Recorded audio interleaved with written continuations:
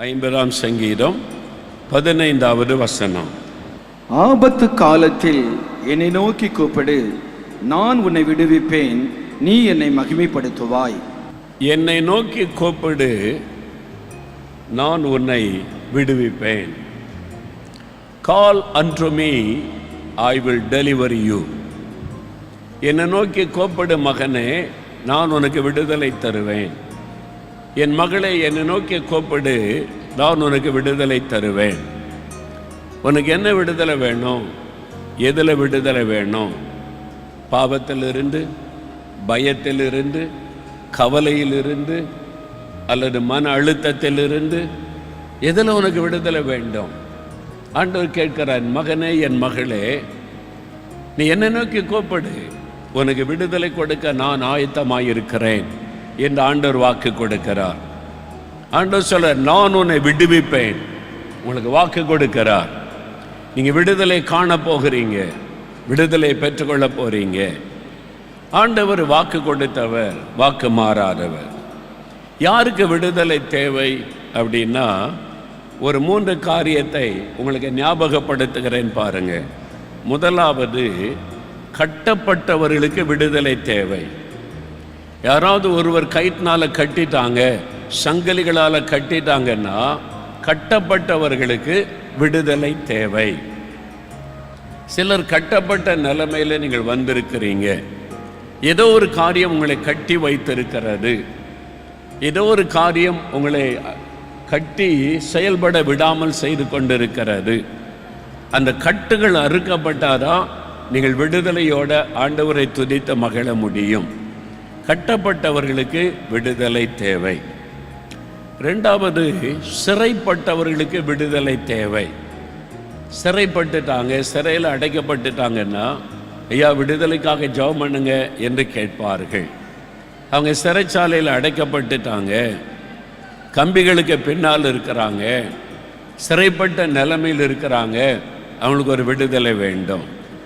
உங்கள் வாழ்க்கையில் சில சிறையிருப்புகள் இருக்கலாம். பயம், வியாதி, பலவீனம், நஷ்டம், இழப்புகள், நிந்தைகள், அப்படி ஏதோ ஒரு சிறையிருப்பு இருக்கலாம். யோபுவை குறித்து வாசிக்கும் போது யோபு 42:10 கர்த்தர் யோபின் சிறையிருப்பை மாற்றினார் என்று வாசிக்கிறோம். அவருக்கு என்ன சிறையிருப்பு? ஜெயிலில் வச்சிருந்தாங்க? இல்லை. வியாதி, பலவீனம், நஷ்டம், இழப்பு, நிந்தை, பரிகாசம், கேலி, இந்த மாதிரி இழப்புகள், அதுக்கு மத்தியில் அவர் இருந்தார். அது ஒரு சிறையிருப்பு. இந்த மாதிரி உங்களுடைய வாழ்க்கையில் ஏதோ ஒரு சிறையிருப்புக்கு மத்தியில் நீங்கள் இருந்து தவித்து கொண்டிருக்கலாம். உங்களுக்கு தேவை ஒரு விடுதலை. 3வது, அடிமைப்பட்டவர்களுக்கு விடுதலை தேவை. அடிமைப்பட்டவர்கள் யார் யார் அடிமைத்தனத்தில் இருக்கிறாங்களோ அவங்களுக்கு விடுதலை தேவை. இஸ்ரவேல் மக்கள் 400 வருஷம் எகிப்தில் அடிமைத்தனத்தில் இருந்தாங்க. விடுதலைக்காக தேவனை நோக்கி கதறினார்கள். அந்த மாதிரி அடிமைத்தனத்தில் இருக்கிறவர்களுக்கு விடுதலை தேவை. உங்கள் வாழ்க்கையில் யோசித்து பாருங்க. சிலர் கட்டப்பட்ட நிலைமையில் வந்திருக்கிறீங்க. உங்கள் வாழ்க்கையில் சில பகுதிகள் கட்டப்பட்டு இருக்கலாம். சிலர் சிறைப்பட்ட நிலைமையில் வந்திருக்கலாம். ஒரு சிறையிருப்பில் இருந்த மாதிரி இருக்கேன், ஒரு ஜெயிலில் இருந்த மாதிரி தான் என் வாழ்க்கை இருக்குது அப்படின்ற ஒரு உணர்வோடு நிலைமையில் வந்திருக்கிற சிலர் இருக்கிறீங்க. உங்களுக்கு ஒரு விடுதலை தேவை. சிலருக்கு ஒரு அடிமைத்தனத்தில் இருக்கிறேன், நான் அடிமை ஆயிட்டேன், என்னால் வெளியே வர முடியல அப்படின்ற ஒரு நிலைமையில், அடிமைத்தனத்தில் இருக்கிற ஒரு நிலைமையில் வந்திருக்கலாம். உங்கள் குடும்ப சூழ்நிலை, வேலை செய்கிற இடம், ஊழியர் செய்கிற இடம், வசிக்கிற இடத்துல ஏதோ ஒரு அடிமைத்தனம். இஸ்ரவேல் மக்களை எகிப்தின் ராஜா அடிமைப்படுத்தினதை போல யாரோ உங்களை அடிமைப்படுத்தி சிறை வைத்திருக்கலாம். அது உங்களுடைய வேலையில் இருக்கலாம், குடும்பத்துக்குள்ளே இருக்கலாம், பிஸ்னஸில் இருக்கலாம், உங்களுடைய சமுதாய சூழ்நிலையில் இருக்கலாம். யாரோ ஒருத்தர் உங்களை அடிமைப்படுத்தி வச்சு சிறுமைப்படுத்துகிறாங்க. ஒரு விடுதலை வேணும் அப்படின்ற நிலைமை. இந்த மாதிரி 3 விதமான காரியத்தில் நமக்கு விடுதலை அவசியம். உங்கள் வாழ்க்கையில் என்ன காரியத்தில் நீங்கள் அடிமைப்பட்டு இருக்கிறீங்க, உங்கள் வாழ்க்கையில் என்ன மாதிரி ஒரு விடுதலை தேவை என்பதை நீங்கள் உணர்ந்து கொண்டு ஜெபிக்கும்போது அதில் அற்புதம் நடக்கும். முதலாவது விடுதலை, கட்டப்பட்டவர்கள் விடுதலை ஆவது. கட்டுகளில் இருந்து விடுதலை, அதான் முதலாவது விடுதலை. கட்டுகளில் இருந்து ஒரு விடுதலை. வேத புஸ்தகத்தில் நீதிமொழிகள் 5ஆம் அதிகாரம் 22வது வசனத்தை வாசிக்கும்போது அங்கு கட்டுகிற ஒரு வலிமை வாய்ந்த ஒரு காரியம் சொல்லப்படுகிறது. பாருங்க, நீதிமொழிகள் 5:22. துன்மார்க்கனை அவனுடைய அக்கிரமங்களே பிடித்து கொள்ளும், தன் பாவ கயிறுகளால் கட்டப்படுவான். துன்மார்க்கனை அவனுடைய அக்கிரமங்கள் சூழ்ந்து கொள்ளும், பாவ கயிற்றினால் அவன் கட்டப்படுவான். வசனம் சொல்லுகிறது, பாவம் கயிற்றை போல ஒரு மனிதனை கட்டிவிடும். பாவம் அடிமைத்தனம். பாவம் ஒரு மனிதனை கட்டி அவனை சிறை வைத்து விடும், செயல்படாமல் செய்துவிடும். ஒரு சமயம் ஒரு சகோதரர் ஜெபிக்க வந்திருந்தார். அவரோடு பேசி கொண்டிருக்கும் போது என்ன விஷயம்னு கேட்டேன். நான் இது மாதிரி மதுபானம் குடிக்கிறேன், 15 வருஷமாக குடிப்பழக்கம், அதுக்காக ஜெபிக்க வந்தேன்னு சொன்னார். மதுபானம் பாவம்னு தெரியுதில்ல? தெரியுது ஐயா. அது உங்களை பாதிக்குன்னு தெரியுதில்ல? தெரியுது. என்னை பாதிக்குது, என் குடும்பத்தை பாதிக்குது, எனக்கு தெரியுது. அது தப்புன்னு தெரியுது, விட்டுற வேண்டியது தானே அப்படின்னு நான் சொன்னேன் அவர்கிட்ட. உங்களுக்கு தப்புன்னு தெரியுது, பாவம்னு தெரியுது, பாதிக்குதுன்னு தெரியுது, விட்டுற வேண்டியது தானே. அவர் ஒரு வார்த்தை சொன்னார் பாருங்க, எனக்கு தலையில் ஓங்கி குட்டின மாதிரி இருந்தது. எனக்கு விட முடிஞ்சா உங்ககிட்ட நான் ஏன் ஜெபிக்க வரணும்? சரிதானே? அது என் தலையில் குட்டி ஆண்டவர் ஒரு காரியத்தை கற்றுக் கொடுத்த மாதிரி இருந்தார். அவனால் விட முடிஞ்சா அவன் இது கொண்டு ஜெபிக்க வரணும். அவனால் விட முடியல. அவன் கட்டப்பட்டு இருக்கிறான். அவனுக்கு ஒரு விடுதலை தேவை. அந்த கட்டு அவிழ்க்கப்பட வேண்டும். மதுபானம் என்கிற பாவம் அவனை கட்டி வைத்திருக்கிறது. அவனுடைய விடுதலைக்காகத்தான் அவன் வந்திருக்கிறான். அப்போ அந்த விடுதலை கிடைத்தால் தான் அவன் விடுதலை அடைய முடியும். தானாக தன்னை விடுவித்துக் கொள்ள முடியாது. ஒரு மனிதனை பின்னால கையை கட்டி கைத்தை வச்சு ஸ்ட்ராங்க கட்டிட்டா தன்னைத்தானே விடுவித்துக் கொள்ள முடியாது. அதுதான் அடிமைத்தனம். அவனால் அதை விட முடியாது. தன்னைத்தானே விடுவித்துக் கொள்ள முடியாது. அவனுக்கு விடுதலை கொடுக்கிற ஒருவர் தேவை. அதுக்குத்தான் அவன் வந்திருக்கிறான். இன்றைக்கு நீங்க அந்த மாதிரி வந்திருக்கலாம். இந்த பாவம் என்னை அடிமைப்படுத்துகிறது, இந்த பாவம் என்னை அடிமையாக்கி வைத்திருக்கிறது, கயிற்றை போல என்னை கட்டிவிட்டது, அசைய முடியல, வெளியே வர முடியல, சங்கிலி போல என்னை கட்டிவிட்டது அப்படின்னு நிலைமையில நீங்கள் வந்திருக்கலாம். 10 வருஷம் 15 வருஷம் எத்தனை வருஷ பாவ அடிமைத்தனமா இருந்தாலும் இயேசு கிறிஸ்து விடுதலையாக்க வல்லமை உள்ளவராயிருக்கிறார். அல்லேலூயா.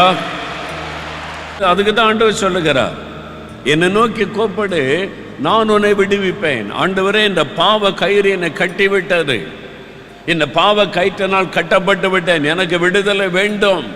ஆண்டவர் சொல்லுகிறார், நான் உனக்கு விடுதலை தருகிறேன். I will deliver you. அப்ப நான் கட்டப்பட்டிருக்கிறேன், விடுதலை வேண்டும் என்று முதலாவது உணர்ந்து நம்ம ஜெபிக்கும் போது அந்த கட்டுகள் அறுக்கப்பட்டு விடுதலை உண்டாகும்.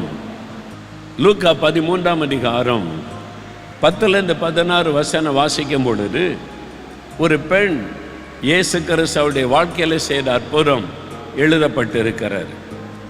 ஜெபாலயத்தில் அவர் போதித்து கொண்டிருந்த போது நடந்த ஒரு சம்பவம். 18 வருஷமாய் கூனியாக இருந்த ஒரு பெண், சற்றேன்னு நிமிர முடியாது. அவள் குனிஞ்சே தான் நடக்க முடியும், முதுகு வளைந்து இருக்கும். அதனால் எலும்பு பாதிக்கப்பட்டு விட்டது, எலும்பு வளைந்து விட்டது. இனிமேல் அவ்வளோதான் எல்லாரும் சொல்லியிருப்பாங்க. அவளும் நினைத்து விட்டாள், 18 வருஷம் கூனியாக நான் இருந்து விட்டேன், இனிமேல் அவ்வளோதான் என்று. ஆனால் அது ஒரு வியாதி என்று எல்லாரும் நினைத்தார்கள். இயேசு என்ன சொல்றார் பாருங்க, 16வது வசனம். இயேசு அவளுக்கு விடுதலை கொடுத்து விட்டு சொல்லுகிறார், லூக்கா 13:16, இதோ சாத்தான் 18 வருஷமாய் கட்டியிருந்த ஆபிரகாமின் குமாரத்தியாகிய இவளை ஓய்வு நாளில் இந்த கட்டிலிருந்து அவிழ்த்து விட வேண்டியதில்லையா என்றார். சாத்தான் 18 வருஷமாய் கட்டி வைத்திருந்த இவளை, எல்லாரும் நினைச்சாங்க ஒரு வியாதி, எலும்புல ஒரு வியாதி. ஆனா இயேசு சொல்லுகிறார், சாத்தான் அவளை கட்டி வைத்திருந்தான். அவருடைய முதுகை வளைய பண்ணி நிமிர்ந்து நடக்க முடியாதபடி அவருடைய சரீரத்தில் ஒரு வியாதி பலவீனத்தை உண்டாக்கி அவளை கட்டி வைத்திருந்தான். அந்த கட்டிலிருந்து அவிழ்த்து விட வேண்டும். இயேசு அவிழ்த்து விட்டார். அந்த சாத்தானுடைய கட்டு அவிழ்க்கப்பட்டது. பலவீனம் என்கிற கட்டு, வியாதி என்கிற கட்டு, 18 வருஷமா அந்த கட்டு அவிழ்க்கப்பட்டது. விடுதலை. இன்னைக்கு அவள் ஆபிரகாமின் குமாரத்தி என்று ஆண்டவர் சொல்றார். அப்படின்னு அவள் விசுவாசி. ஆபிரகாம் விசுவாசித்த மாதிரி விசுவாசிக்கிறவள், ஜெபாலயத்திற்கு வந்திருக்கிறாள். அப்ப ஆண்டவர் மேல விசுவாசம், அன்பு இருந்தது. ஆனா சரீரம் பாதிக்கப்பட்டு இருந்தது. நீங்க ரட்சிக்கப்பட்டிருக்கிறீங்க, ஈவன் பரிசுத்தாவின் அபிஷேகம் கூட பெற்றிருக்கிறீங்க, மற்றவங்களுக்கெல்லாம் ஜெபிக்கிறீங்க. உங்க சரீரம் பாதிக்கப்பட்டு இருக்கிறது. உங்க சரீரத்தில் ஒரு வியாதியின் கட்டு இருக்கிறது. உங்களுடைய சரீரத்தில் ஒரு பலவீன கட்டு இருக்கிறது. நடக்க முடியல, கண் பார்வை தெளிவில்லை, காது கேட்கல, இருதயத்தில் ஒரு பாதிப்பு, நரம்பு மண்டலத்தில் ஒரு பாதிப்பு. நான் ரட்சிக்கப்பட்டிருக்கிறேன், ஆண்டவர்கிட்ட ஜெபம்லாம் பண்ணுகிறேன், ஆனா என் சரீரத்தில் இந்த காரியம் இருக்கிறது. சாத்தான் ஒரு பலவீனத்தை வைத்து உங்களை கட்டி வைத்திருக்கலாம். ஆண்டவர் சொல்லுகிறார், நான் உன்னை விடுதலை ஆக்குவேன். ஒரு சமயம் ஒரு வாலிபனை ஜெபிக்க அழைச்சிட்டு வந்தாங்க. அவனுடைய ஒரு கால் பாதிக்கப்பட்டு நடக்க முடியாது. ஆஸ்பத்திரியில் பல ட்ரீட்மெண்ட் கொடுத்த பிறகு சொல்லிட்டாங்க, இந்த கால் இனி வருவது கஷ்டம், அவனால் இந்த காலை இனி பயன்படுத்துவது கஷ்டம், அவ்வளோ பெரிய பாதிப்பு இந்த காலில் உண்டாயிருக்கிறது. மருத்துவத்தின் மூலமாக என்னென்ன முடியுமோ எல்லாம் செஞ்சு பார்த்துட்டோம், இனி படுக்கையில் தான் இருக்க வேண்டும் என்பதை போல மருத்துவர்கள் சொல்லிட்டாங்க. லட்சக்கணக்காக பணம் செலவு பண்ணியாச்சு, பெரிய பெரிய ஆஸ்பத்திரியிலலாம் கவனிச்சாச்சு. கடைசியில் பிரபலமான ஆஸ்பத்திரியில் சொல்லிட்டாங்க, இனிமேல் அவ்வளோதான், இதுக்கு மேலே ட்ரீட்மெண்ட் கொடுக்க மருத்துவத்தில் எதுவுமே இல்லை. அவன் கால் நடக்க முடியல, செயலற்று இருக்கிறார். அவனை தூக்கி கொண்டு வந்தார்கள். குடும்பத்தார் அவனை தூக்கி கொண்டு வந்து நான் இருந்த இடத்துல சேரில் உட்கார வைத்தாங்க. நான் அதை பார்த்தபோது எனக்குள்ள பாரம், என்னுடைய 14 வயசில் நான் இப்படி தான் இருந்தேன். கால் நடக்க முடியாமல், ஒரு கால் செயலற்று, என் ஆஸ்பத்திரிகளை தூக்கி தான் போனோம், தூக்கி கொண்டு தான் படுக்கையில் வைக்கணும். அதே மாதிரி ஒரு வாலிபனை பார்த்தபோது எனக்கு ரொம்ப பாரம் உண்டாயிற்று. அப்போ அவங்க இதெல்லாம் சொல்கிறாங்க, மெடிக்கல் ரிப்போர்ட் எல்லாம். நான் மனசில் ஆண்டவரை பார்த்து ஜெபிக்கிறேன், ஆண்டவரே நான் ஒரு காலத்தில் இப்படி இருந்தேன், இந்த மாதிரி இந்த வாலிப தம்பி இருக்கிறானே, என்ன நடக்க வச்சிங்களே அப்படின்னு மனசில் ஜெபம் பண்ணிக்கிட்டே இருக்கிறேன். அவங்க பல காரியம், மெடிக்கல் ரிப்போர்ட்டு, டாக்டர் சொன்னது எல்லாத்தையும் சொல்கிறாங்க. ஆண்டவர் சொல்கிறாரு, சாத்தான் அவனுடைய காலை கட்டி வைத்திருக்கிறான், பிசாசு அவனுடைய காலை கட்டி வைத்திருக்கிறான். லூஸ் தட் பாண்டேஜ், அந்த கட்டை அவிழ்த்து விடு இயேசுவின் நாமத்தில். ஆவியானவர் உள்ளத்தில் தெளிவாக அந்த வார்த்தை துவனித்தார். சாத்தானுடைய காலை நடக்க விடாதபடி கட்டி வச்சிருக்கிறான், கட்டை அவிழ்த்து விடு. நான் உடனே அந்த காலில் கை வைத்து, நசரேயனாக இயேசுவின் நாமத்தில் இந்த காலை கட்டி வைத்திருக்கிற சாத்தானுடைய கட்டு அவிழ்க்கப்படுவதாக, அந்த கட்டு தெரிபடட்டும் இயேசுவின் நாமத்தில். அப்படி ஜெபித்த உடனே கால் செயல்பட ஆரம்பித்தது, இயங்க ஆரம்பித்தது, எழும்பி நிற்க ஆரம்பித்தான், காலுக்குள்ளே மாற்றம் வர ஆரம்பித்து விட்டது. அவனை கட்டி வைத்திருந்தது ஒரு பொல்லாத பிசாசின் வல்லமை. அவனை நடக்க விடாதபடி முடக்கி வைத்திருந்தது ஒரு பலவீனப்படுத்துகிற ஆவி. இயேசு அதை அறிந்திருந்தார். பாருங்க, அந்த கட்டு அவிழ்க்கப்பட்ட உடனே அவளால் நிமிர்ந்து தேவனை மகிமைப்படுத்த முடிந்தது. 18 வருஷமாய் கோனியா இருந்த பெண் தலை நிமிர்ந்து நடக்கிறாள். ஒரு பெரிய மாற்றம். இதே அற்புதம் உங்களுக்கு நடக்க போகிறது. இதே அற்புதத்தை இயேசு உங்களுக்கு செய்ய போகிறார். உங்களுடைய சரீரத்தில் ஏதோ ஒரு உறுப்பு பாதிக்கப்பட்டு ஏதோ ஒரு சரீரத்தில் இருக்கிற ஒரு உறுப்பை அவன் கட்டி வைத்திருக்கிறான். அது உங்களுடைய சிறுநீரகமா இருக்கலாம், உங்களுடைய இருதயமா இருக்கலாம், உங்களுடைய எலும்பு மண்டலமா இருக்கலாம், நரம்பு மண்டலமா இருக்கலாம், உங்களுடைய கண் பார்வையா இருக்கலாம், உங்களுடைய செவி திறனாய் இருக்கலாம், அல்லது உங்களுடைய லங்ஸாக இருக்கலாம். ஏதோ ஒன்றை சாத்தான் கட்டி வைத்து உங்களை வேதனைப்படுத்துகிறான். இயேசு சொல்லுகிறார், நான் உன்னை விடுதலையாக்குவேன், நான் உன்னை விடுதலையாக்குவேன். இது ஒரு விடுதலையின் நாள். அதுக்கு தான் ஆண்டவர் உங்களை அழைச்சிட்டு வந்திருக்கிறார். அதே மாதிரி ஒரு சமயம் ஒரு வாலிப தம்பிக்கு ஜெபிக்க அழைச்சிட்டு போனாங்க. நானும் என் மனைவியும் அந்த வீட்டுக்கு போயிருந்தோம் ஜெபிக்கிறதுக்கு. அவங்க வினோதமான காரியம் சொன்னாங்க. இவன் என்ன சாப்பிட்டாலும் வாமிட்டு வந்துடும், எதுவுமே உடம்புல தங்காது. தண்ணி குடித்தா கூட உடனே வாமிட், வாந்தி வரும், எல்லாம் வெளியே வந்துடும். சாப்பிட்டாலும் தண்ணி குடித்தாலும் எதுவும் உடம்புல தங்காது.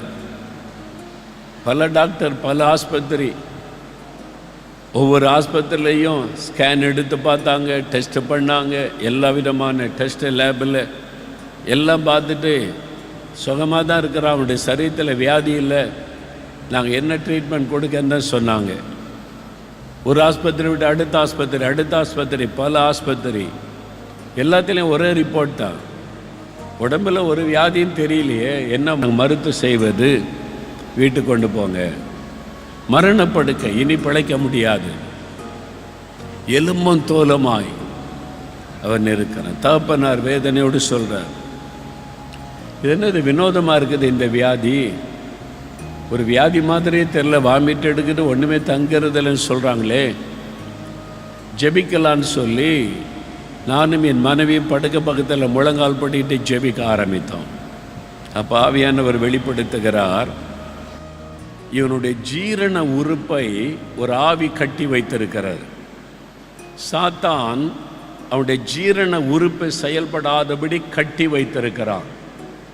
அதை அவிழ்த்து விடுங்க, என் நாமத்தினால் இந்த கட்டு அவிழ்க்கப்படணும். இயேசுவின் நாமத்தில் உன்னை கடிந்து கொள்கிறோம் பொல்லாத பிசாசே, அவனுடைய ஜீரண உறுப்பை விட்டு நீ வெளியேறிப்போ அப்படின்னு கடிந்து ஜெபிக்கும் போது ஒரு ஆவி அவனுடைய சரீரத்தை விட்டு வெளியேறி போகிறார். அதன் பிறகு தண்ணி கொடுத்தா குடிச்சா வாமிட்டு வரவில்லை, சாப்பாடு கொடுத்தாங்க சாப்பிட்டா வாமிட்டு வரவில்லை. மரித்து போவான் என்று சொல்லப்பட்டவன் நல்ல சுகம் பெற்று எழும்பினான், மரணக்கட்டு மாறினது. அல்லேலூயா. அப்போ ஆண்டவர் ஒரு காரியத்தை கற்றுக் கொடுத்தார். அவனுடைய கண்ணு நல்லா இருக்குது, காது நல்லா கேட்குது, எல்லா சரீர உறுப்பை செயல்படுது. ஆனால் அவனுடைய டைஜஸ்டிவ் சிஸ்டம், அவனுடைய ஜீரண உறுப்பை மாத்திரம் பிசாசு கட்டி விட்டான், செயல்பட விடாதபடி. ஜீரண உறுப்பை மாத்திரம் செயல்படாது. அதனால் தண்ணி குடித்தாலும் சாப்பாடு சாப்பிட்டாலும் எதுவும் உடம்பில் தங்காது, எல்லாம் வெளியே வந்து விடும். அப்படி அவனுடைய ஜீரண உறுப்பை கட்டி அவனை பலவீனப்படுத்தி பலவீனப்படுத்தி பலவீனப்படுத்தி மரண நிலைமைக்குள்ளே கொண்டு போவது தான் சாத்தானுடைய திட்டம். அது ஒரு மரண போராட்டம். ஆனால் இயேசு விடுதலை கொடுத்து விட்டார். அந்த கட்டு அறுக்கப்பட்டது, சுகம் பெற்று எழும்பினான். இன்னைக்கு உங்களுடைய வாழ்க்கையில கூட ஏதோ ஒரு பகுதியை சாத்தான் கட்டி வைத்திருக்கலாம். அது உங்களுடைய கண்களாக இருக்கலாம், உங்களுடைய காதாக இருக்கலாம், உங்களுடைய நரம்பு மண்டலமாக இருக்கலாம், உங்களுடைய கர்ப்பப்பையாக இருக்கலாம். எதுவாக இருந்தாலும் சரி, ஆண்டவர் வாக்கு கொடுக்கிறார், நீங்கள் விடுதலை ஆவீர்கள், நான் உங்களை விடுதலை ஆக்குவேன். ஆண்டவர் வாக்கு கொடுத்துட்டார், இது உங்களுக்கு விடுதலையின் நாள். அல்லேலூயா. பாவம் கயிற்றை போல ஒரு மனிதனை கட்டி விடுகிறார். ரெண்டாவது, பலவீனப்படுத்துகிற ஆவி சாத்தான் நம்முடைய சரீர உறுப்புகளை கட்டி நமக்கு பாதிப்பை உண்டாக்கி விடுகிறான். அந்த கட்டு அறுக்கப்படும் போது ஒரு மாற்றம். ரெண்டாவது, சிறையிருப்பு. சிறையிருப்பிலிருந்து விடுதலை. அப்போஸ்தலர் 5ஆம் அதிகாரத்தில் நீங்கள் வாசிக்கும் போது, அப்போஸ்தலர்கள் இயேசுவை பிரசங்கித்ததுனால கைது செய்யப்பட்டு சிறையில் அடைக்கப்பட்டாங்க. சிறையிருப்பு. இயேசுவை அறிவித்ததுனால மத தலைவர்கள், யூத மத தலைவர்கள் அவர்கள் அப்போஸ்தலர்களை பிடித்து பொதுவான சிறையில் அடைத்தார்கள். சிறையில்னா ஒரு அறைக்குள்ளே அடைச்சிருவாங்க, கதவுகள் மூடப்பட்டு விடும், அவ்வளோதான். அந்த அறைக்குள்ளே தான் இருக்கணும், வெளியே வர முடியாது. சிறை. இந்த மாதிரி சிலர் இருக்கிறீங்க, வீடே எனக்கு சிறைச்சாலை தான் ஐயா, இந்த வீட்டுக்குள்ளே என்னால் சிறையில் இருக்கிற மாதிரி தான் இருக்குது, நிம்மதி இல்லை, ஒரு ஃப்ரீயாக சுதந்திரம் இல்லை, அடிமதனத்தில் அப்படி சிறைக்குள்ளே நான் இருக்கிறேன். இந்த மாதிரி நிலைமையில் சிலர் இருக்கலாம். சமுதாயத்தில், வேலையில், பிஸ்னஸில் ஒரு சிறையிருப்புகள் ரூமுக்குள்ளே இருந்த மாதிரியே இருக்குது. அந்த மாதிரி அவங்க சிறைச்சாலையில் அடைக்கப்பட்டார்கள். ஆண்டவர் தம் தூதர்களை அனுப்பினார். தூதனை அனுப்பி சிறைச்சாலை கதவை திறந்து விடு. அப்போஸ்தலர் 5:18 வாசிக்கிறோம், தேவதூதன் வந்து சிறையின் கதவை திறந்தான். போங்க, உங்களுக்கு விடுதலை, போய் ஊழியம் செய்யுங்க, பிரசங்கம் பண்ணுங்க, தேவாலயத்தில் போய் பிரசங்கம் பண்ணுங்கன்னு அனுப்பிட்டாங்க. அப்போஸ்தலர் 12ஆம் அதிகாரத்திலேயும் பேதுரு சிறைச்சாலையில் அடைக்கப்பட்டு விட்டார். சிறையில் வச்சது மாத்திரம் அல்ல, சங்கிலிகளால் கட்டப்பட்டு விட்டார். கைகள் கட்டப்பட்டது, கால்கள் கட்டப்பட்டது. இவ்வளவு சிறைச்சாலையில் தான் இருக்குது. கதவுகள் போட்டிருக்கிறாங்க, 1 2 3 4 காவல்கள். அவளை ஈஸியாக அதிலிருந்து தப்பிச்சு வர முடியாது. அது மாதிரி சிறைச்சாலையில் இருக்கிறார். அங்கு சபையார் ஜெபம் பண்ணினதுனால தேவன் விடுதலை கொடுக்க சித்தம் கொண்டார். சிறைச்சாலையில் இருந்து விடுதலை, சிறையிருப்பில் இருந்து விடுதலை கொடுக்க தூதனை அனுப்புகிறப்போ, பேதுரு இருக்கிற சிறைச்சாலை திறந்து விடு, சிறையில் இருந்தது போதும். தேவதூதன் ராத்திரியில் வந்து இறங்கி விட்டான். சங்கிலிகள் கலண்டு விழுகிறது, கதவுகள் திறக்கப்படுகிறது, சிறைச்சாலை கதவுகள் திறக்கப்படுகிறது. வா பேதுரு, வெளியே வா, இனி இந்த சிறைக்குள் இருக்க வேண்டிய அவசியம் இல்லை, சுதந்திர காத்தை நீ சுவாசிக்கலாம், வெளியே வா என்று அழைத்து கொண்டு போய் பாருங்க, ஒரு பெரிய விடுதலை. சிறைச்சாலையில் இருந்து, சிறையிருப்பிலிருந்து ஒரு விடுதலை. இப்படி விடுதலை பெற்றவங்க, யோசேப்பு சிறைச்சாலையில் விடுதலை பெற்றதை நம்ம பார்க்கிறோம். பவுல் அப்போஸ்தலன், இப்படி அவங்களாம் சிறையிலிருந்து விடுவிக்கப்பட்டார்கள். ஒருவேளை உங்கள் வாழ்க்கையில் ஒரு சிறையிருப்புக்குள்ளே நீங்கள் இருந்து கொண்டிருக்கலாம். உங்களுடைய வாழ்க்கை சூழ்நிலை ஒரு சிறையிருப்புக்குள்ளே, சிறைக்குள்ளே இருக்கிற மாதிரி ஒரு உணர்வு, அடிமைத்தனம், பயம், கலக்கம், அப்படியே முடக்கப்பட்ட ஒரு நிலைமையில் இருக்கலாம். ஆண்டவர் சொல்கிறாரு, என்னை நோக்கி கூப்பிடு, உனக்கு விடுதலை வேணுமா? சிறையிருப்பிலிருந்து என்னை நோக்கி கூப்பிடு, நான் உனக்கு விடுதலை தருகிறேன். ஆண்டவர் சொல்லுகிறார். யோபுடைய சரித்திரம் 42:10 வாசிக்கும் போது, யோபின் சிறையிருப்பை கர்த்தர் மாற்றினார். சிறையிருப்புன்னா அப்படியே ஜெயில் அடைக்கிறது மாத்திரம் அல்ல, வியாதி. யோபுடைய சரீரம் முழுவதும் வியாதி, பருக்கள், சாம்பல்ல உட்கார்ந்து இருக்கிறார், ஓட்டை எடுத்து சுரண்டி கொண்டிருக்கிறார். அது ஒரு சிறையிருப்பு. இழப்பு, எல்லாத்தையும் இழந்துட்டார். சொத்துக்கள், பிள்ளைகள் எல்லாத்தையும் மரணத்தில் அவங்க பிள்ளைகள் எல்லாம் பறி கொடுத்துட்டார். சொத்துக்கள் எல்லாம் போய்விட்டது, இழப்பு. அது ஒரு சிறையிருப்பு. பரிகாசம் பண்ணுறாங்க, என்ன பாவம் செய்தானோ இவனுக்கு அதை நடந்திருக்கிறது. நீதிமானாகிய யோபு பரிகாசம் பண்ணப்படுகிறான் என்று வேதம் சொல்லுகிறார். பரிகாசம், நிந்தை, நெருக்கம், அந்த மாதிரி ஒரு சிறையிருப்புக்குள்ள யோபு இருக்கிறார். இந்த மாதிரி ஒரு சிறையிருப்பில் இருந்து ஆண்டவர் விடுதலை கொடுத்தார் என்று பார்க்கிறோம். யோபின் சிறையிருப்பை கர்த்தர் மாற்றினார். உங்கள் வாழ்க்கையில் இப்போ சிறையிருப்புக்கு மத்தியில் வாழ்ந்து கொண்டிருக்கலாம். இந்த மாதிரி ஒரு சிறையிருப்பு ஐயா, வியாதி, வேதனை, கடன், நெருக்கம், நிந்தை, அவமானம், பரிகாசம் பண்ணுறாங்க, கேவலமாக பேசுகிறாங்க, அதுக்கு மத்தியில் அமர்ந்திருக்கலாம் சிறையிருப்பு. ஆண்டவர் சொல்கிறார், உன் சிறையிருப்பில் இந்த நான் உன்னை விடுதலை ஆக்குவேன், நீ விடுதலை ஆக்கப்படுவாய், நான் உன்னை விடுவிப்பேன் என்று ஆண்டவர் சொல். யோபை விடுவித்த தேவன், சிறைச்சாலையின் பேதுருவை விடுவித்த தேவன், அப்போஸ்தலரை விடுவித்த தேவன் உங்களுக்கு விடுதலை தரப்போகிறார்.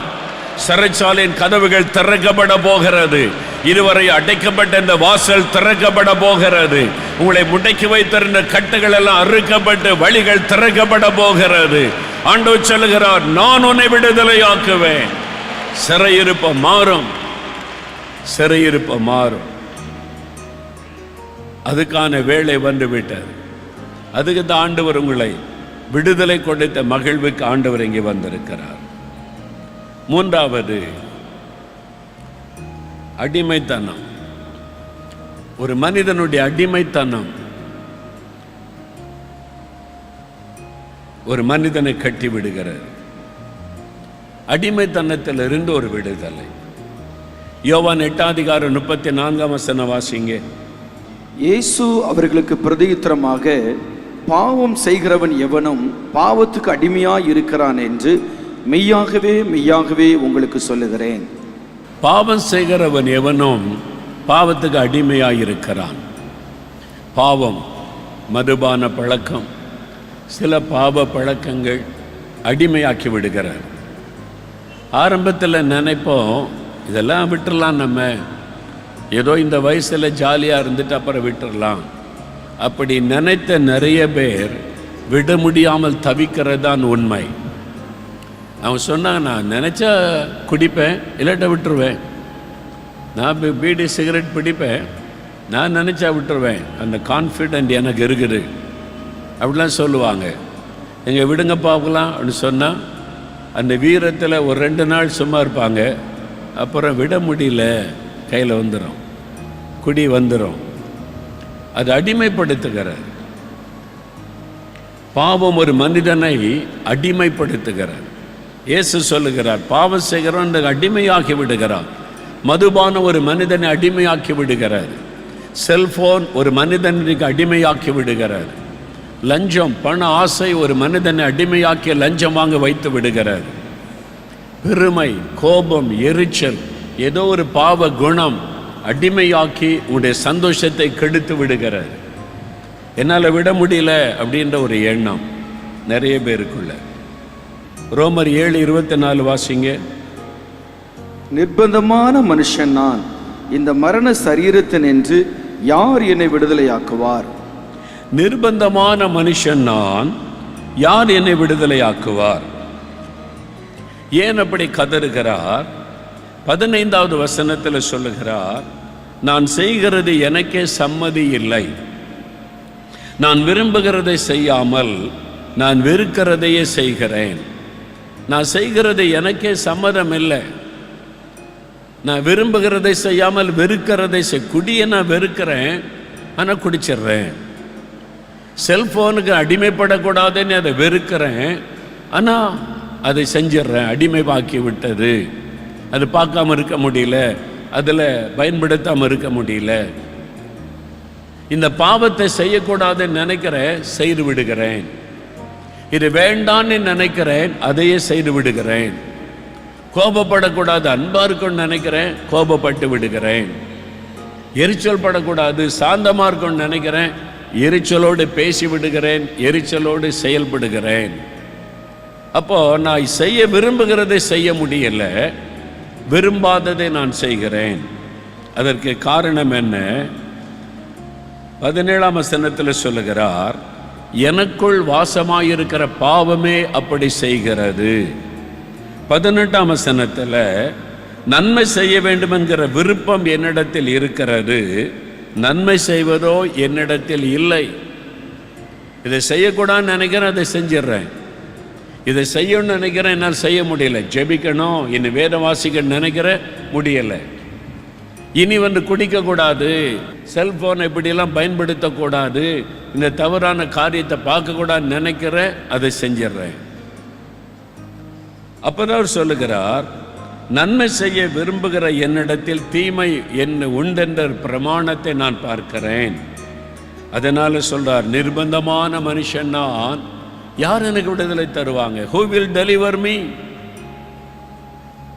நான் அடிமைப்பட்டு இருக்கிறேன் இந்த பாவத்திற்கு, இந்த பாவ பழக்கத்துக்கு, பாவ சுபாவத்துக்கு, பாவ குணத்துக்கு நான் அடிமைப்பட்டு இருக்கிறேன். செய்யக்கூடாதுன்னு நினைக்கிறேன், செய்து விடுகிறேன். செய்யக்கூடாது, இது தப்புன்னு நினைக்கிறேனோ அதையே செய்து விடுகிறேன். காரணம், நான் அடிமைப்பட்டிருக்கிறேன். யார் எனக்கு விடுதலை தருவார்கள்? ஒரு சகோதரி ஒரு சமயம் ஒரு அனுபவத்தை சொன்னாங்க. அவங்க ஒரு நாளைக்கு 20 மணி நேரம் சீரியல் பார்ப்பாங்களாம். 20 மணி நேரம். கிரகிக்க முடியாத ஒரு காரியம் இல்லை. தமிழ்நாட்டை சார்ந்த ஒரு சகோதரி தான். கல்யாணத்துக்கு முன்னால் 2000 ரூபாய்க்கு செல்ஃபோன் வச்சுருந்தாங்களாம். சரியாக தெரியல. செல்ஃபோனில் தான் பார்க்குறது சீரியல் எல்லாம். திருமணமான உடனே கொஞ்சம் பணம் கிடைச்சது, 5000 ரூபாய்க்கு ஒரு செல்ஃபோன் வாங்கிட்டாங்க. சமையல் பண்ணாலும் எங்கே போனாலும் செல்ஃபோன் அந்த அது சீரியல் ஓடிக்கிட்டே இருக்குமா. காலையில் 9 மணிக்கு ஆரம்பித்தா ராத்திரி நடுராத்திரி வரைக்கும் சீரியல். ஒரு நாளைக்கு 20 மணி நேரம்னா யோசித்து பாருங்க. இது சரியாக தெரியல, இது சரியாக கிளியராக தெரியல, நல்ல செல்ஃபோன் வாங்கணுன்னு சொல்லி 22,000 ரூபாய்க்கு ஒரு செல்ஃபோன் வாங்கினாங்களாம். அதான் கிளாரிட்டியாக பார்க்க முடியும்னு சொல்லி. கணவர் சொன்னார், டெய்லி என் சம்பளமே 700 ரூபா தான், மாதம் என் சம்பளமே 20,000 ரூபா தான், நீ 22,000 ரூபாய்க்கு செல்ஃபோன் வாங்கியிருக்கேன்னா சண்டை. ஒரு செல்ஃபோன் வாங்கி கொடுக்கூட வக்கில்லாத ஆள் உங்களை போய் கல்யாணம் பண்ண பாருங்க. அப்போ கணவர் சொல்லியும் கேட்கல, பிரச்சனை என்ன. காலையிலேருந்து ராத்திரி படுக்க போகிறதுக்கு செல்ஃபோன் அந்த சீரியல் 20 மணி நேரம் பார்த்து கொண்டே இருந்து வீட்டில் சண்டை, குழப்பம், பிரச்சனை, இந்த மாதிரி சூழ்நிலை. அவளால் பார்க்காம இருக்க முடியாது. அது மாதிரி பைத்தியம் பிடிச்ச மாதிரி ஆயிருமா பார்க்கலன்னா. அப்போ அது அடிமையாக்கி விட்டார். ஆரம்பத்தில் 1, 2 பார்த்தது, இப்போ 20 மணி நேரம் பார்க்கக்கூடிய அளவுக்கு அதை அடிமையாக்கி விட்டார். அப்போ அவங்களுடைய சொந்தக்காரங்க ஒருத்தர் சொன்னாங்களா, நீ டிவி தானே ரொம்ப உட்காந்து பார்க்குற, இந்த சனிக்கிழமை ஞாயிற்றுக்கிழமை ஜெபிக்கலாம் வாங்கின ஒரு நிகழ்ச்சி வருது, அதை பாரு, உனக்கு இன்ட்ரெஸ்டிங்காக இருக்கும். அப்போ அதில் சீரியல் போடுவாங்க போல அப்படின்னு நினச்சி தான் அவங்க பார்க்க ஆரம்பிச்சிருக்காங்க.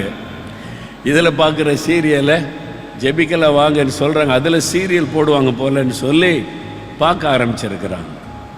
பார்க்க ஆரம்பித்தா அதில் பாவத்தில் இந்த விடுதலை பெற்றவங்க சாட்சி சொல்கிறதை கேட்டபோது, இப்படிலாம் நடக்குமா, இப்படி உலகத்தில் நடக்குதான்னு ஆச்சரியமாக தொடர்ந்து பார்க்க ஆரம்பித்தாங்க.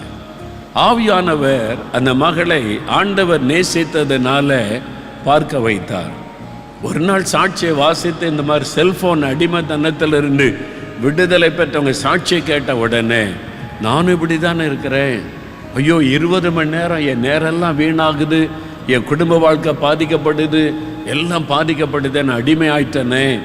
டிவிக்கு முன்னால் முழங்கால் படிக்கிட்டு கண்ணீரோட, இயேசுவே எனக்கு விடுதலை கொடுங்க, என்னால் இதை விட முடியல, நான் இத்தனை வருஷம் கிட்டத்தட்ட 8 வருஷமாக செல்ஃபோனுக்கு அடிமை ஆயிட்டேன், இந்த சீரியலுக்கு அடிமை ஆயிட்டேன், என்னால் விட முடியல, எனக்கு உதவி செய்யுங்கன்னு ஜெபிச்சாங்களா, ஆண்டவுடைய கரம் தொட்டு விட்டார். ஒரே ஒரு தொடுதல், அவ்வளோதான். இயேசு விடுதலை கொடுக்கறதுக்கு ரொம்ப கஷ்டம்லாம் கிடையாது, ஒரே ஒரு தொடுதல், அவ்வளோதான். என்றைக்கு ஒப்பு கொடுத்து விடுதலை வேண்டி ஜெபிச்சாங்களோ, ஆண்டவர் தொட்டாரோ, அதே நாளில் இருந்து சீரியல் பார்க்குற எண்ணமே மாறிவிட்டார். அவங்க சொல்கிறாங்க, அந்த எண்ணமே என்னை விட்டு போய்விட்டார், அந்த சிந்தையை என்னை விட்டு விலகி விட்டார். என்னை பார்த்தா இப்போ எனக்கு ஆச்சரியம், எப்படி நான் இதை விட்டேன், என் கணவருக்கு ஆச்சரியம், குடும்பத்தாருக்கு ஆச்சரியம், எப்படி நீ மாறின. நான் மாறலை, இயேசு என்னை மாற்றினார், இயேசு எனக்கு விடுதலை கொடுத்தார். அதுதான் ஆண்டவர் கொடுக்கிற வாக்கு, நான் உனக்கு விடுதலை தருவேன், நான் உன்னை விடுதலை ஆக்குவேன். உன்னுடைய பிரச்சனை என்ன, ஏதோ உன்னை அடிமையாக்கி வைத்திருக்கிறது, நான் உனக்கு விடுதலை தருவேன் என்று ஆண்டவர் சொல்லுகிறார். நான் உனக்கு விடுதலை தருவேன். ஒரு சகோதரர் பாருங்க, பெங்களூர்ல இருந்து அவர் ஒரு அனுபவத்தை சொன்னார். 17 வருஷம் குடி குடி குடி, வேலை செய்கிற சம்பளத்தில் பாதிக்கு மேலே குடிக்கே போயிடும். மனைவி எப்படி குடும்பம் நடத்துறது, சமையல் பண்ணணும், பிள்ளைகளை கவனிக்கணும், எவ்வளோ தேவை இருக்குது, அதெல்லாம் அவருக்கு அக்கறை இல்லை. குடிக்கிற ஆளுக்கு குடி மேலே மட்டும்தான் குறியாக இருக்கும்.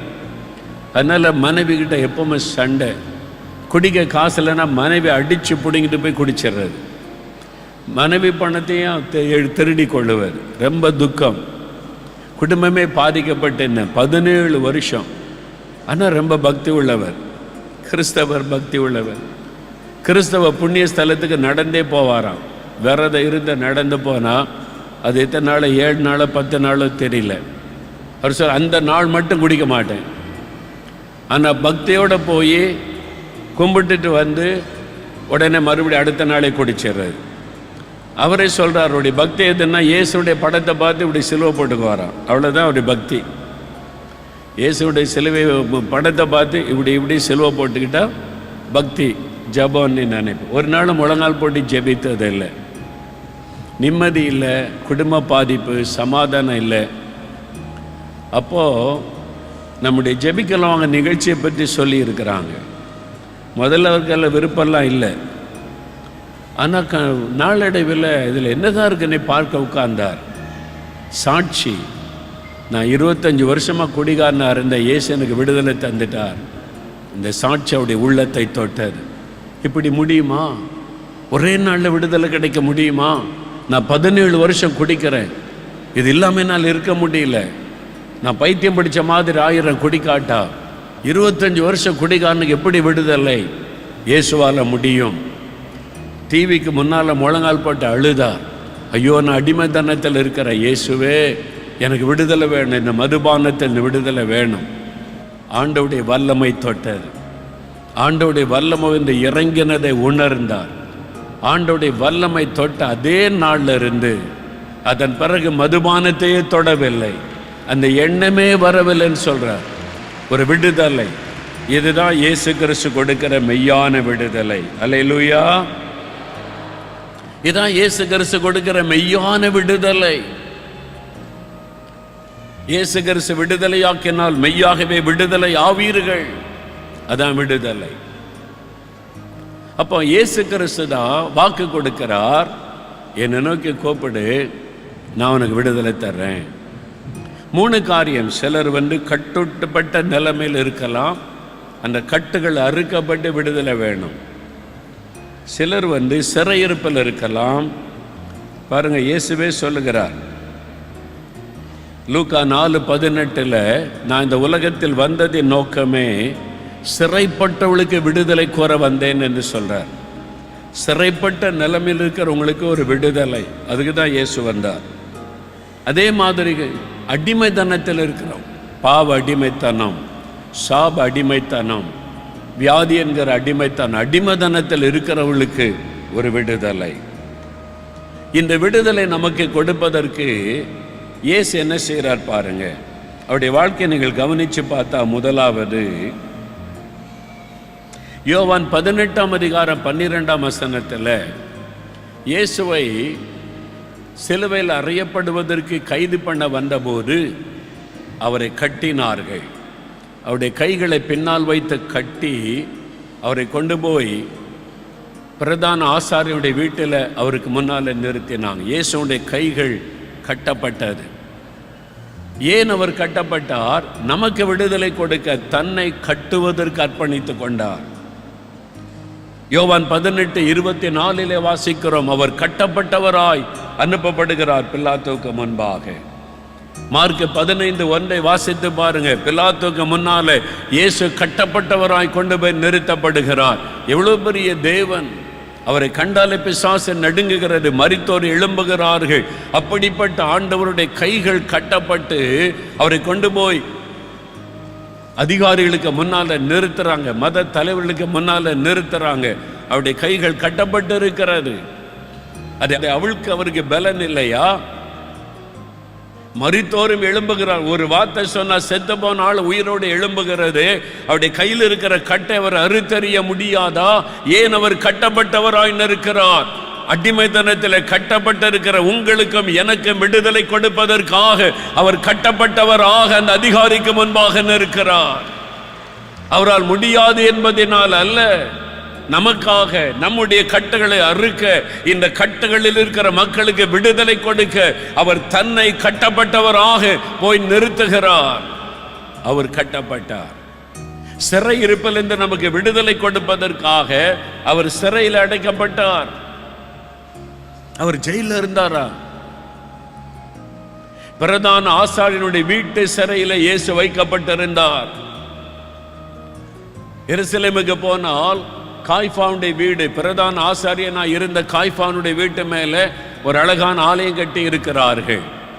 அவருடைய வீடு இருந்த இடத்துல கீழ் அண்டர் கிரவுண்ட்ல போனா அங்கே சிறைச்சாலை இருந்ததற்கான எல்லா அடையாளங்களும் இருக்கிறது. கைதியை கொண்டு வந்து, அதாவது மத சம்பந்தமான தவறு செய்கிறவங்களை கொண்டு வந்து பிரதான ஆசாரியனுடைய வீட்டுக்குள்ள இருக்கிற சிறைச்சாலையில் அடைப்பார்கள். இயேசுவை கைதி பண்ணி கொண்டு வந்து அந்த சிறைச்சாலையில் வைத்தார்கள். ஏனென்றால் அவர்கள் சனகரின் சங்கத்தை கூட்ட வேண்டும். அதிகாலையில் தான் அவங்க எல்லாம் வருவாங்க. எல்லா மத தலைவர்கள் கூடணும். அவர்கள் வரும் வரைக்கும் அந்த சிறைச்சாலையில் இயேசு வைக்கப்பட்டிருந்தார். அவர் சிறையில் அடைக்கப்பட்டிருந்தார். நம்முடைய சிறையிருப்பை மாற்ற அவர் சிறைச்சாலைக்கு சென்றார். நம்முடைய சிறையிருப்பை மாற்ற அங்கே கட்டி வைக்கப்பட்டிருந்தார் சிறையில். இப்பவும் நீங்கள் எருசலேமுக்கு போனால் அதை பார்க்க முடியும். நம்முடைய கட்டுகளை அவிழ்க்க அவர் கட்டப்பட்டார். நம்முடைய சிறையிருப்பை மாற்ற அவர் சிறைச்சாலைக்குள்ளே போனார். அடிமைத்தனத்திலிருந்து நம்மை விடுதலை ஆக்குவதற்கு பிலிப்பியர் 2 அதிகாரம் 7 சொல்லுகிறது, அவர் அடிமையின் ரூபம் எடுத்து இந்த உலகத்தில் வந்தார். அடிமைத்தனத்தில் இருக்கிற மக்களுக்கு விடுதலை கொடுக்க அவர் அடிமைத்தனத்தின் ரூபம் எடுத்து வந்தார் என்று வசனம் சொல்லுகிறது. அவரை சிறைச்சாலையிலே இருந்து விசாரணைக்கு கொண்டு வந்து பிலாத்தவனிடத்தில் கொண்டு போய் அவரை வாதினால் அடிக்க ஒப்பு கொடுத்து சிலுவையை வைத்து கொல்கதா மீட்டருக்கு அழைத்து கொண்டு போகிறார்கள். அவர் ஒரு அடிமையை போல போகிறார், ஒரு கள்ளனை போல சிலுவை சுமந்து கொண்டு போகிறார். அவர் என்ன பாவம் செய்தார்? திருடினாரா? கொலை செய்தாரா? அடுத்தவுடைய பொருளை எடுத்துக்கொண்டாரா? கலவரம் செய்தாரா? ஒன்றுமே இல்லை. பின் ஏன் அவர் ஒரு கள்ளனை போல கொண்டு போகப்படுகிறார்? தன்னை அவர் அடிமைத்தனத்திற்கு ஒப்பு கொடுத்தார். நமக்கு விடுதலை கொடுக்க, நம்மை அடிமைத்தனத்திலிருந்து மீட்டு எடுக்க அவர் அடிமையின் ரூபம் எடுத்து சிலுவையில் ஒரு அடிமையை போல தன்னை அர்ப்பணித்துக் கொண்டார் என்று வேதம் சொல்லுகிறது. அவர்தான் ஒரு மனிதனை கட்டுகளை அறுத்து விடுதலை கொடுக்க முடியும். சிறையிருப்பிலிருந்து விடுதலை கொடுத்து மகிழ்விக்க முடியும். அடிமைத்தனத்திலிருந்து விடுதலை கொடுக்க முடியும்.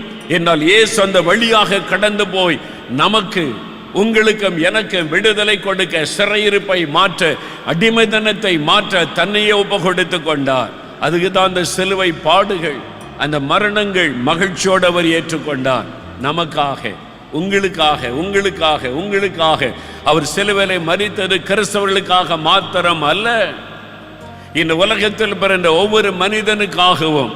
அவங்க எந்த மதத்தை சார்ந்திருந்தாலும், எந்த நம்பிக்கை உடையவளாய் இருந்தாலும், உங்களுக்காகவும் இயேசு சிலுவையிலே தன்னை ஒப்பு கொடுத்தார்.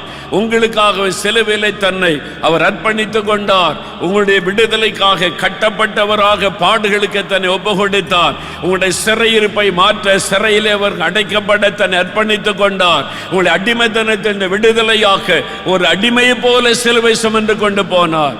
உங்களுக்காக சகோதரனே, உங்களுக்காக சகோதரி, உங்களுக்காக. நீங்க அதை விசுவாசித்து இயேசுவினிடத்தில் எனக்கு விடுதலை உண்டு என்று அவரை நோக்கி கூப்பிட்டால் இன்றைக்கு விடுதலை. அது ஆண்டவர் என்னை நோக்கி கூப்பிடு, என்ன விடுதலை பெற என்ன கொண்டு வரணும்? ஆண்டவரை என்ன கொண்டு வர வேண்டும்? காணிக்கை கொண்டு வரணுமா? தங்கம் கொண்டு வரணுமா? வெள்ளி கொண்டு வரணுமா? நான் விடுதலை பெற என்ன கொண்டு வர வேண்டும்? ஆண்டவர் சொல்லுகிறார், ஒன்றும் எனக்கு வேண்டாம். நீ விசுவாசித்து என்னை கூப்பிட்டால் போது நான் உனக்கு விடுதலை தருவேன். விசுவாசத்தோடு கூப்பிடு, உனக்கு நான் விடுதலை தருவேன். பொன்னா என்கிட்ட இருக்கிற பொண்ணு, வெள்ளியா என்னிடத்தில் இருக்கிறது வெள்ளி, எல்லாமே என்னுடையது. பூமியும் அதன் நிறைவும் என்னுடையது. அதனால உன் பொன்னை வைத்த பொருளை வைத்த உனக்கு அற்புதம் செய்கிற தேவன் அல்ல. பொன்னை காட்டில விலையேற பெற்ற உன்னுடைய விசுவாசம், உன் விசுவாசம் ஒன்றுதான் எனக்கு வேண்டும். நான் உனக்காக மரித்து உயிர்த்தெழுந்த ஆண்டவர் என்று விசுவாசித்தால், விசுவாசத்தோடு என்னை கூப்பிட்டால், இன்றைக்கு இப்பொழுது உனக்கு விடுதலை தருவேன். என் ஆண்டவர் வாக்கு கொடுக்கிறார். கூப்பிடு, நான் விடுதலை தருவேன் என்று சொல்லுகிறார். நீங்கள் கூப்பிடும் போது ஒரு விசுவாசம், என்னுடைய கட்டுகளை அவர் அறுப்பார், என் சிறையிருப்பை அவர் மாற்றுவார், என் அடிமைத்தனத்தை என்று விடுதலையாக்குவார். அதற்காக தன்னையே சிலுவையிலே அடிமையாக ஒப்பு கொடுத்துக் கொண்டார் என்பதை விசுவாசித்து நீங்கள் கூப்பிட்டால் அற்புதம் நடக்கும், விடுதலை உண்டாகும். அதுக்கு தான் இப்ப நம்ம ஜெபிக்க போகிறோம். யாவரும் ஜெபிக்க முடிய எழுந்து நிற்போம். ஆண்டவர் வாக்கு கொடுத்துட்டார், நான் உன்னை விடுவிப்பேன். என் மகனை நான் உன்னை விடுவிப்பேன். என் மகளே நான் உன்னை விடுவிப்பேன். எந்த காரியத்தில் உனக்கு விடுதலை வேணும்? ஐயா, 10 வருஷம் அடிமைத்தனம், 15 வருஷம், 20 வருஷம், 40 வருஷம், எத்தனை நீண்ட கால அடிமைத்தனமாக இருந்தாலும் நான் உனக்கு விடுதலை தர முடியும். ஆண்டவர் சொல்லுகிறார், நான் உன்னை விடுவிப்பேன். I will deliver you, I will deliver you. நான் உன்னை விடுவிப்பேன். ஆண்டவரே, இந்த கட்டுகள் என்னை கட்டியிருக்கிற பாவ கட்டுகள், சாப கட்டுகள் என்னை சூழ்ந்திருக்கிறது. சாத்தான் என்னை கட்டி வைத்திருக்கிறான். என் சரீரம் கட்டப்பட்டிருக்கிறது, கால்கள் கட்டப்பட்டிருக்கிறது, நடக்க முடியல. கண்கள் கட்டப்பட்டிருக்கிறது, பார்க்க முடியல. என் செவிகள் கட்டப்பட்டிருக்கிறது, என் காது கேட்கவில்லை. என் சரீர உறுப்பு கட்டப்பட்டிருக்கிறது, அது பாதிப்பை உண்டாக்குகிறது. அந்த கட்டு அறுக்கப்படணும், அந்த கட்டுகள் அறுக்கப்படணும். விடுதலை வேணும். சிறையிருப்புக்குள்ள நான் இருக்கிறேன். நிந்தை, அவமானம், இழப்புகள், வேதனை, சிறையிருப்புக்குள்ள நான் இருக்கிறேன். சிறையிருப்பிலிருந்து எனக்கு ஒரு விடுதலை வேண்டும். ஆண்டவரே, எனக்கு ஒரு விடுதலை வேண்டும். ஆண்டவர் சொல்ல, நான் உனக்கு விடுதலை தருவேன், நான் உனக்கு விடுதலை தருவேன். அடிமைத்தனம் விட முடியல, வெளியே வர முடியல, இது என்னை அடிமையாக்கி விட்டாரு. விடுதலை வேணும்னு விரும்புகிறேன், முடியவில்லையே. அடிமைத்தனத்தை அந்த விடுதலை உனக்காக நான் சிலுவையிலே என்னை அடிமையாக ஒப்பு கொடுத்தேன்.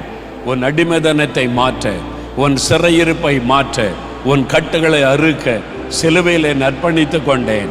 ஆண்டவர் சொல்லுகிறார், இப்போ எல்லாரும் வலதுகரம் உயர்த்தி கண்களை மூடி அந்த சிலுவையை 2 நிமிடம் தியானிங்க.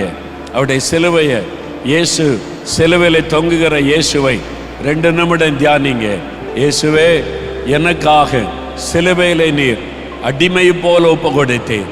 எனக்கு விடுதலை கொடுக்க சிலுவையிலே நீர் உண்மை அர்ப்பணித்து கொண்டீர். எனக்கு விடுதலை கொடுக்க சிறையிருப்புக்கு உண்மை ஒப்பு கொடுத்தீர். எனக்கு அற்புதம் செய்ய, எனக்கு விடுதலை கொடுக்க ஆண்டவரே உம்மை பலியாக ஒப்பு கொடுத்தேன். எனக்காக ரத்தம் சிந்தினீர். எனக்காக உம்மையே பலியாய் கொடுத்து பாவத்தை ஜெயித்து சாத்தானை ஜெயித்து உயிர்த்தெழுந்தீர்.